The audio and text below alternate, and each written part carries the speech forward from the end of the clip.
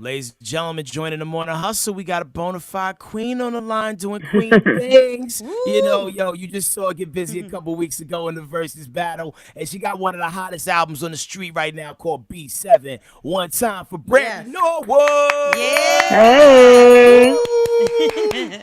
Good morning, beloved. Good morning. Now, once again, congratulations to the work you put in on the Verzuz battle. Very well Thank you done. very much. I appreciate that. I really do. It's a lot of fun. And y'all broke records. We were all tuned in for that. Like it was just a great show. Did you really like it? It was almost like being at the flyest Grammy after party in the world. Right. Like everybody was in the chat. Was there anybody I particular love that that. shocked you that was in attendance? Yes, like Lenny Kravitz was in attendance, Michelle Obama, Kamala Harris, of course Missy Elliott, Timbaland, everybody was in there. And I was so happy just for everybody to see us come together and reunite and celebrate our music. It just felt surreal, and it went by so fast.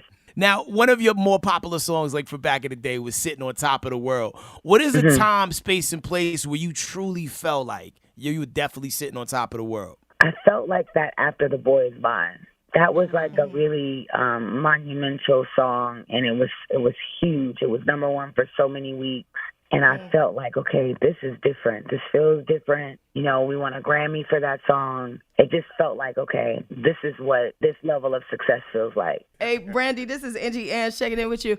I wanted to say as well, we learned some things from you listening to the battle, including the fact that you like singing background vocals. I didn't know that, but it's interesting because when I listen to B7, you really hear just these melodies and these vocals from you. Can you speak to kind of your thought process and your creative process on B7? Because this is a beautiful vibe right here. Ooh, it's a great album. Thank you. Different. I appreciate that. Yeah, backgrounds are my thing. I absolutely love it. I grew up in an a cappella church, so that's all I did was sing in harmony with other kids, and so that's always been my thing. And my dad bought me like a 4-track when I was really young, so I would play with that and stack vocals, and so that's always been like my thing. And then when I got to the studio, it's just something that I love to do.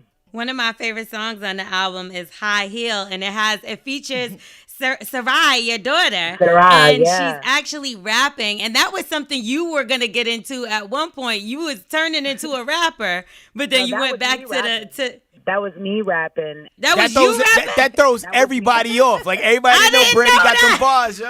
Yeah, that was me rapping. Because I was like, she sound like a grown woman rapping, but that was you killing it. She's the first verse and mostly all of the background. And oh, wow.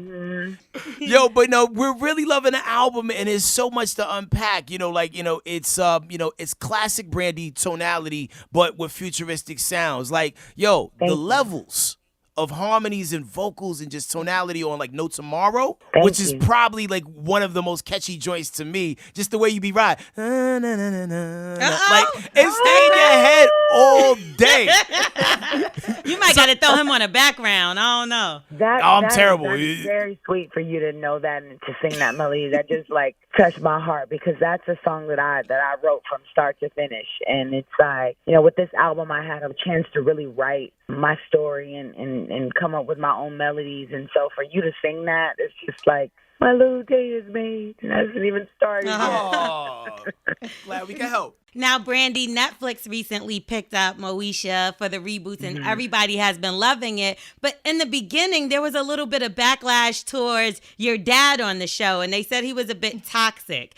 That's what people said about Moesha? Yeah, they said that the dad was toxic. It's interesting. I've been watching all the breakdowns, the analysis of all the characters. It's much different today than they looked at it, than we were watching it. But, just like he seemed a little more judgmental, I think, than towards people. you. Have you heard any deep analysis when it comes to people watching Moesha and like breaking the character down more than they ever did back then? You know what? I haven't even been paying attention. I've just been so thankful that it's on, such a platform like Netflix, and it's been trending forever. I'm focusing on the possibility of us doing a reboot. Oh. My dad can make up for all of that on the reboot.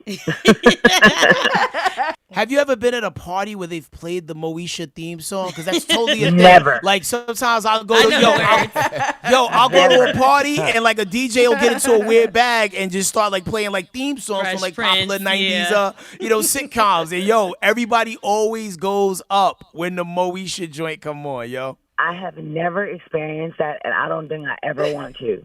I would be Really? I would feel a little bit. You're not gonna do the dance like with No. your hands underneath your chin? Oh.